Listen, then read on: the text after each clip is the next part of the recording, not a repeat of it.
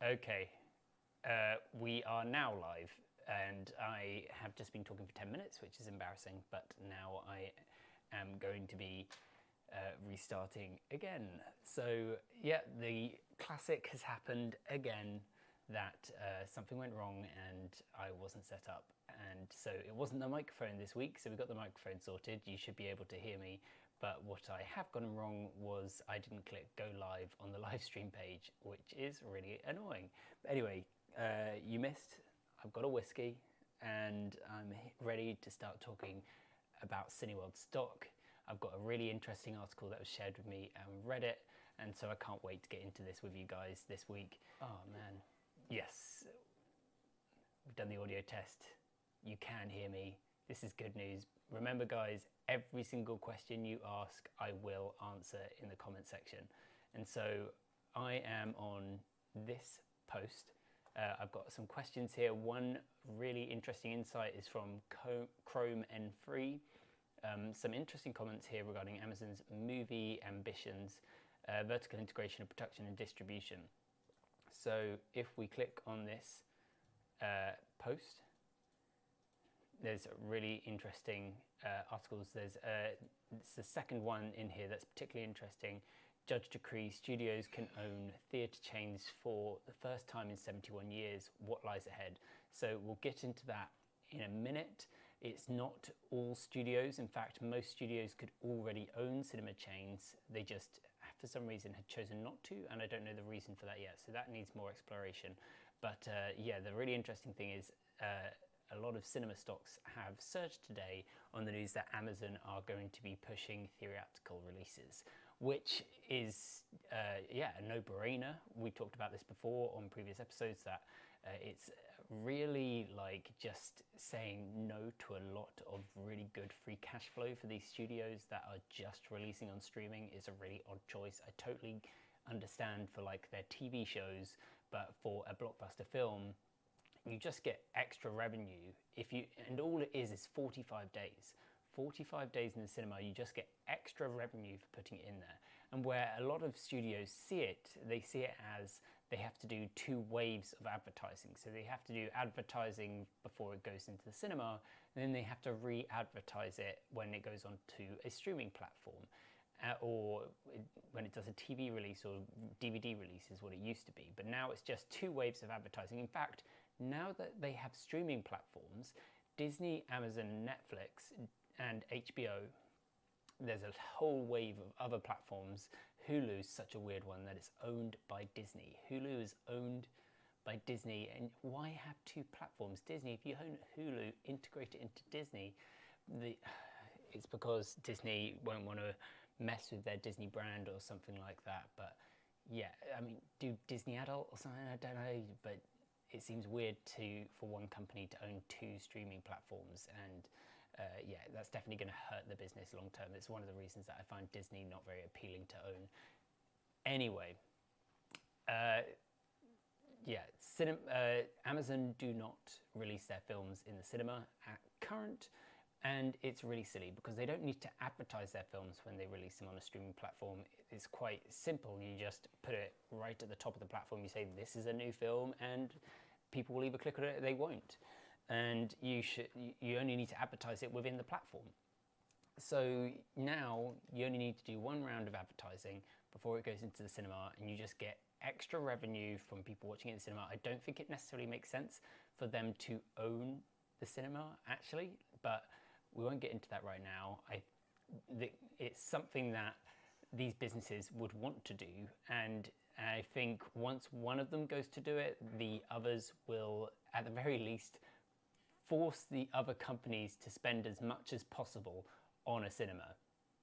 And so I was just trying to look at how much Amazon might potentially have to spend if they had to buy Cineworld, if in an event where Cineworld gets sold. I was wondering how much Amazon could spend, and Amazon currently have 36 billion in cash. So I know they've got a lot of projects that they'd like to retain that cash for, but I feel like that's the top limit at which Cineworld could be sold for. And for anyone that thinks that 36 billion is a crazy amount, I mean, obviously it is. If Amazon or any company, Disney, Netflix, if any one of them was to buy Cineworld, they would likely use debt, not cash. They'd use some cash, but they'd likely use debt. So what I mean by Amazon have 36 billion in cash, that's just a benchmark for how much debt I think they would potentially be willing to go into in order to purchase the world's second largest cinema. And for anyone that thinks that's expensive or cheap, Elon Musk bought Twitter for 44 billion, and Twitter has a revenue, right? It makes far less profit than Cineworld from what I know. Actually, I haven't checked that. I haven't checked how much profit Twitter makes, but Twitter has a revenue of 5 billion. Well, Cineworld had a revenue of 3 billion and one of the greatest free cash flows I'd seen. Actually, let's just have a quick look at how much profit Twitter makes. I don't even know if I can find that out anymore. I don't know where I'd go because it's unlisted. Oh, I can see it. That's cool. Okay, this is just me satisfying my own curiosity. Okay, I've got an account with these guys, but it might not. Okay, it's not going to let me log in. Okay, we're not going to be able to find out how much free cash flow Twitter makes right this second, but they made 5 billion in revenue and they got bought for 55 billion, which is just, 44 billion. And so Cineworld has a revenue of 3 billion when it's profitable. And so I just figured, yeah, potentially if Amazon really badly wants Cineworld and we go into a situation in which we have to sell the company because we're liquidating everything that we own in order to pay down the debt, I could easily see us getting over the 7 billion that would be required to pay the debt. So a new company comes in, buys the whole business. If they pay over 7 billion, that means the creditors get all their money, but also shareholders then start to get money for their cash. And it only needs to go to something like 8-10 billion for us to be in the black in an event in which the entire company is being sold. So I certainly don't believe that we're going to come to that event because of what's ahead of us with Avatar 2. But yeah, if the company was to be sold, I certainly think there's a lot of money in the market to purchase Cineworld stock and a lot of very, very, very, very interested buyers. So who are the interested players in purchasing Cineworld stock? You've now got Amazon that are interested in going into the cinema. And let me open up this second link.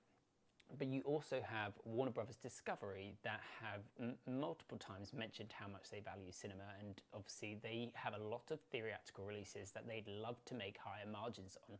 Also, they have a lot of debt that if they got debt to buy Cineworld, they could use that debt to pay off old debt and then do the old reshuffle of their debt, reshuffle of their finances to be in a better situation, financially speaking. So they could purchase Cineworld, that gives them a higher free cash flow, and they could actually reduce some of the bad debt on their balance sheet.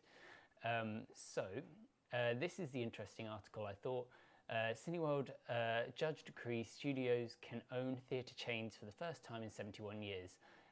The thing that confused me is then it showed Cineplex, and Cineplex is a Canadian cinema for all I know. They're potentially in other countries as well, but I thought they were Canadian cinema. But it looks like this is an American thing because it's to do with Paramount, and as well as a couple other companies, but basically a few companies were banned from owning cinemas 71 years ago in 1949. And you will recognize these names. Let's have a look. In a decision here, this game-changing is trying to make it sound, I think, a little bit more sensational than it is. God, how far down in the article do you have to go to get the actual interesting information? Let's find. There it is. Paramount, there we go. Soon, major studios bought by these mum-and-pop theatres and small movie chains and Studio Systems was born, radically shifting the way movie theatres were made and seen 6 major giants: Universal, Paramount, the Walt Disney Company, Columbia Pictures, Warner Bros., 20th Century Fox, each determined to control the content from idea to exhibition. A period of unchecked power became the norm in the industry, film entertainment, that was still brand new. Some called the era the golden age of Hollywood. So in the golden age of Hollywood, these companies had more control, then the US came in and disrupted it. In 1949, the US broke up the old system, and we've seen since experienced an entertainment industry that's grown exponentially beyond the 6 major studios. Earlier this year, for example, Netflix outpaced Walt Disney Company in the market cap. That's interesting that Netflix has a bigger market cap than Walt Disney. I guess that doesn't surprise me, but it's still interesting. In the many ways that the consumer may benefit from today's ruling, the first and foremost, movie fans will likely no longer need to decide whether they want to see a blockbuster at the cinema when it's originally released, or if they want to wait months or more to see it at home. The waiting window should be substantially narrow, if not disappear. Okay, that's a big leap in judgment, but what kind of movies the consumer gets to see, and at the movies, what variety of titles are available, and whether or not the ticket prices themselves will increase substantially remains to be seen. So if there was a company that I would want to buy cinema, some people might hate this, but I would want it to be Amazon. So the reason I would want that is because Amazon have, I think, the best, and people are really going to hate this, I do believe that Netflix is the best streaming platform. That is the one where I watch most of my films, but Amazon has, for me, the best for society, for film in general, because, and the reason for this is, you don't need a subscription to watch films on it. So if I just wanted to watch one particular release, I could go to Amazon and just pay to rent that one film, or I could pay to have it actually perpetually until Amazon eventually goes bust at some point or something like that. I could actually pay to own the film online. And what I would like about Amazon owning cinema is, I think Bezos, Amazon's business, is so greedy that it would allow other studios to release their films in their cinema. And so you would have the opportunity to watch films that aren't just belonging to Amazon. Now, if Disney bought a bunch of cinemas, like the world's second largest cinema chain, I guarantee they would make it a Disney experience. And that is what scares me, because Disney won't even integrate Hulu into their Disney Plus platform, something that it obviously should do. It shouldn't have even made, I don't think, a Disney Plus platform if it was unwilling to allow other sort of TV shows to become part of that platform. So I think I would prefer to see Amazon or Netflix. Netflix is another one that I would be ready and willing and interested to see release films, but Amazon has done a better job of getting, at least on Amazon, I can pay to watch Disney films. So I could pay for a Disney series on Amazon and own it, and actually I'm just going to check that I can do that. It's another thing that I'm not 100% sure I can do, but if I was to watch Thor: Love and Thunder and accept cookies, yeah, so I can rent Thor: Love and Thunder or buy it in HD on Amazon Prime, and then I own it on Amazon.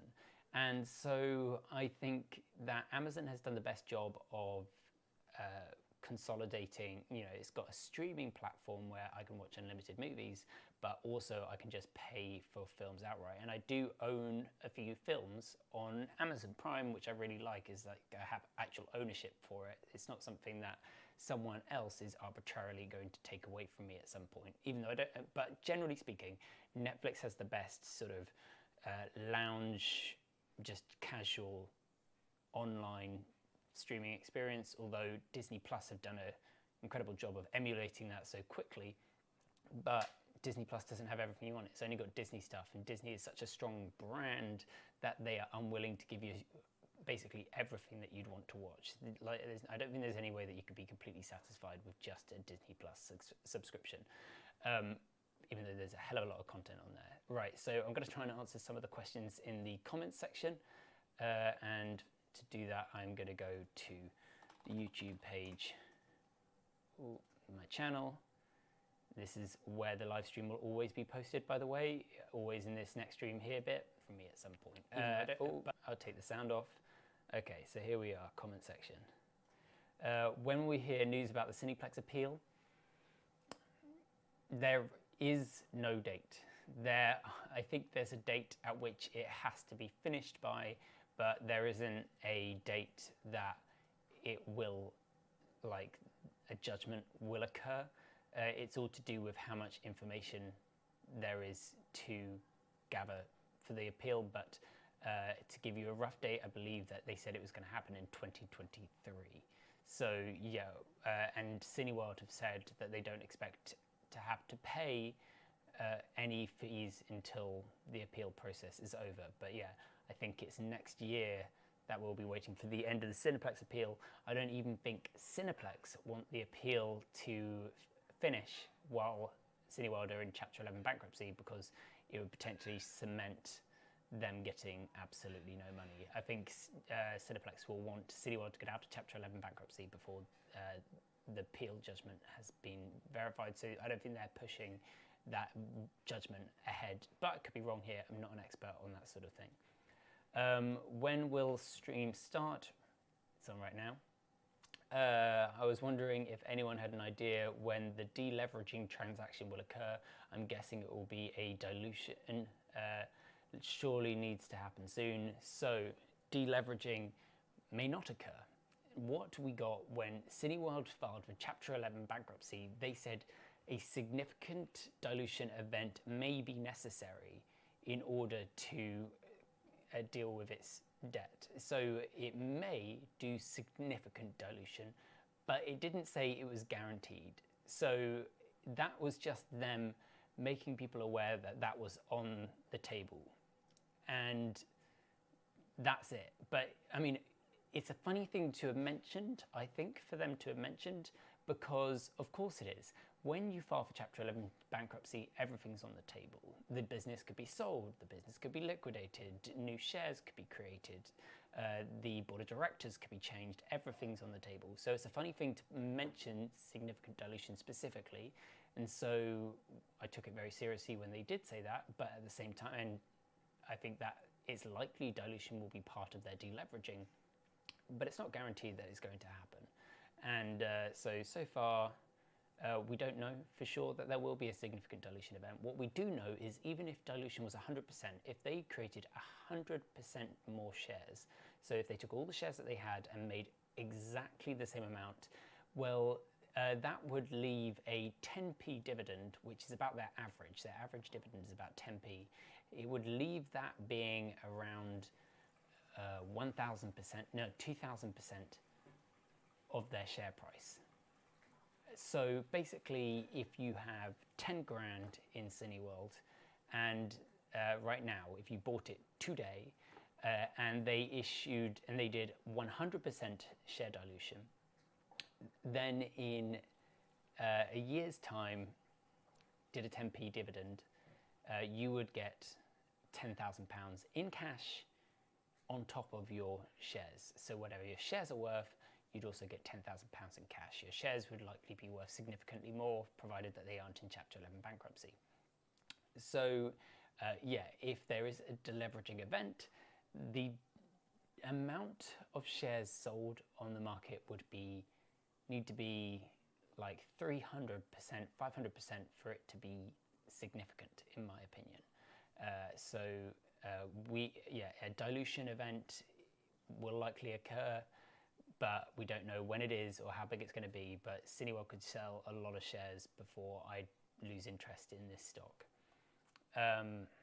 Okay, hi. 7 times today, the shares hit 5p but no high. Is someone doing a good job keeping this share low?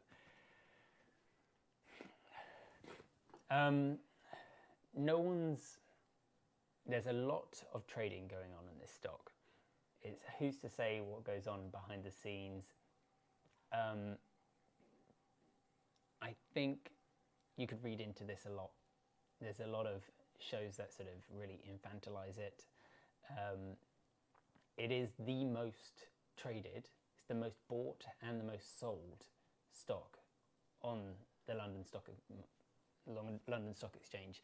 I've always found those to be confusing. They need to come with a description of how they're reaching that data, because, for instance, if I buy 1 million shares in a business, but each share is worth 1p, then I'm only spending £100,000. But if I buy 1 million shares in, if I buy 100,000, if I buy 10,000 Bitcoin, then I'm spending £600,000. So is it volume, is it the number of shares, or is it the amount people are spending on the stock? It's really hard to say how much, what it means when an article says this is the most bought stock and the most sold stock. Also, if I buy £100 of Cineworld, someone is selling £100 of Cineworld. So like in that moment, Cineworld is being bought and sold for £100.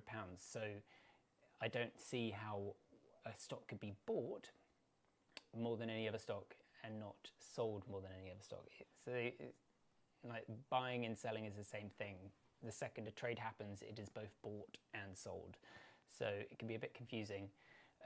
But no, I don't think that any share price, well, there's just such a high volume of trading. Yeah, there probably is a bit of manipulation. What some companies do is to keep their share price low, to keep their share price high, they use their cash to constantly buy and sell the shares on the stock market at a particular price. Now, when there's lots of other buyers and sellers in the stock, it's hard to do that, because essentially you could end up accidentally selling lots of your shares to someone else and not being able to buy them back for the same price. But if a company owns a stock like Apple and suddenly there's no one trading it, they might actually buy and sell shares off themselves in order to keep the price where it is. Otherwise, if there's no buyers and sellers, the share price can suddenly fall.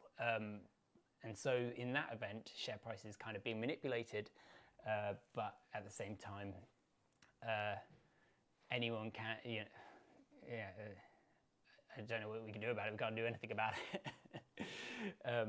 And that's one of the reasons I think in this time of low liquidity, when companies have less cash to do that sort of thing, company prices can fall quite quickly, even though their earnings, maybe a bit of bad news is coming around. There's always bad news about companies, but their prices can fall quite rapidly because banks and large financial institutions don't have as much cash as they used to, so they can't manipulate share prices to be higher than they actually than they would be without all this money floating around the system.